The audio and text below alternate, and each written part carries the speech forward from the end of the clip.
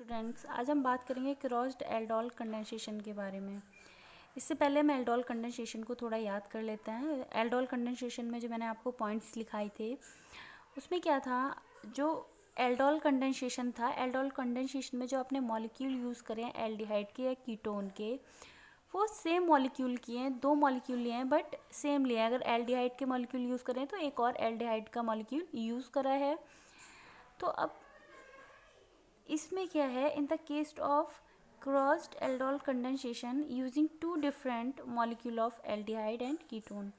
इसमें दो अलग अलग मॉलिक्यूल लेंगे, जैसे मैंने यहाँ पे रिएक्शन में लिखा है CH3 एक एल्डिहाइड का एग्जाम्पल है, CH3CHO ये एग्जाम्पल है किसका, कीटोन का। ये दो अलग अलग हमने क्या है मॉलिक्यूल लिए हैं। और इसमें जो सेकेंड है वो हमने कैटलिस्ट लिया है डाइल्यूट NaOH, जो कि आप एल्डोल कंडेंसेशन में भी ले चुके हो on heating, and it gives new product that is enol form proteonic aldehyde।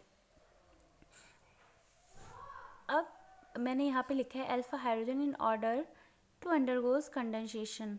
इसमें जो अल्फा हाइड्रोजन है, अल्फा हाइड्रोजन के कारण ही ये रिएक्शन होती है।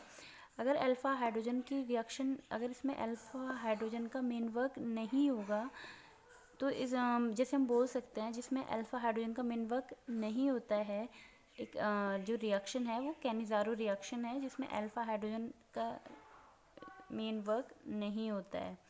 बट क्रॉस्ड एल्डोल कंडेंसेशन और एल्डोल कंडेंसेशन इसमें यूज़ होता है अल्फा हाइड्रोजन का। यहाँ पे मैं अपनी रिएक्शन अब मैकेनिज्म देख लीजिए, सेम आपने जो एल्डोल कंडेंसेशन में मैकेनिज्म कराई है। स्टेप फर्स्ट में हमने क्या है, न्यूक्लियोफाइल बनाए हैं। यहाँ पे एल्डिहाइड लिया उसका और यहाँ पे हाइड्रोजन OH, क्योंकि NaOH का OH जो है वो क्या करेगा, बेस का काम करेगा। यहाँ पे ये H को अपने साथ ले गया, एक वाटर मॉलिक्यूल निकल गया और हमारे पास यहाँ पे क्या है, एक न्यूक्लियोफाइल बन गया। फिर स्टेप सेकंड में सेम वही है, दूसरा मॉलिक्यूल हम किसका ले लेते हैं, यहाँ पे कीटोन का, और यहाँ पे न्यूक्लियोफाइल होता है।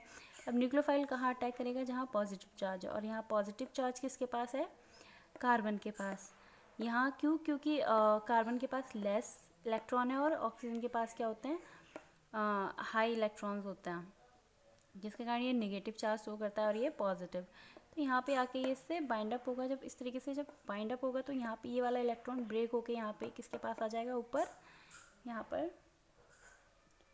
ऑक्सीजन के पास आ जाएगा। यहाँ पे मैंने लिखा हुआ है इसको, यहाँ देखिए, यहाँ पे same CHO CHO CH2 CH2 CO के पास negative charge, then CH3 and CH3 यहाँ पर।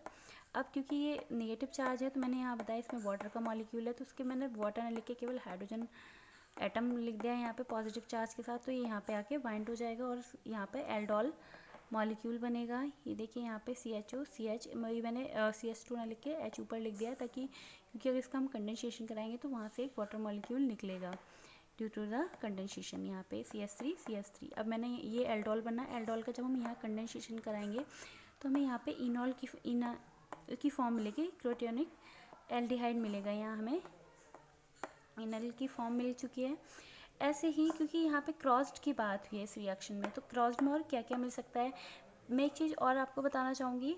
अल्फ़ा जहाँ कार्बन की बात हो रही है, अल्फ़ा हाइड्रोजन की बात हो रही है, जो अल्फ़ा कार्बन होते हैं उनके पास जो हाइड्रोजन होते हैं वो अल्फ़ा हाइड्रोजन होते हैं। यहाँ पे एल्डिहाइड के पास भी इसके पास 3 अल्फ़ा हाइड्रोजन है।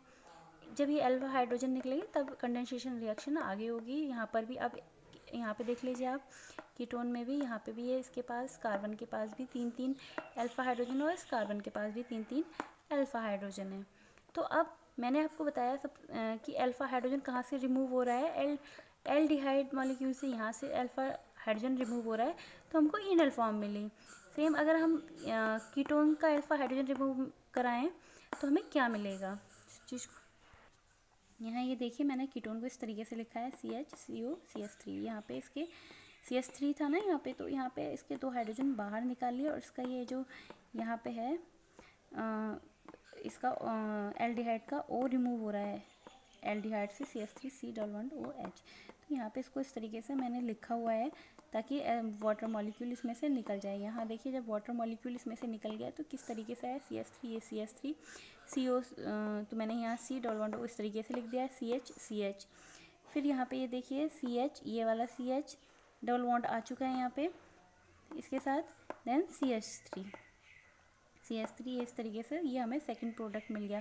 तो क्रॉस्ड एल्डोल कंडेंसेशन में क्या होता है, हमको क्रॉस्ड करके जो मॉलिक्यूल मिलते हैं एल्डोल कंडेंसेशन से क्रॉस्ड करके, तो उसको हम क्रॉस्ड एल्डोल कंडेंसेशन मिलते हैं। ऐसे ही इसमें बहुत सारे प्रोडक्ट मिलते हैं, सिनेमल्डिहाइड मिलेगा, बहुत सारे रिएक्शंस हैं, बट ईज़िली आपको याद रहे अगर आप ये लिखते हैं तो ये काफ़ी इनफ है। अगर इसमें आपको कोई भी प्रॉब्लम है तो आप कमेंट बॉक्स में जाकर कमेंट करें, कोई क्वेरी करें। Thank you.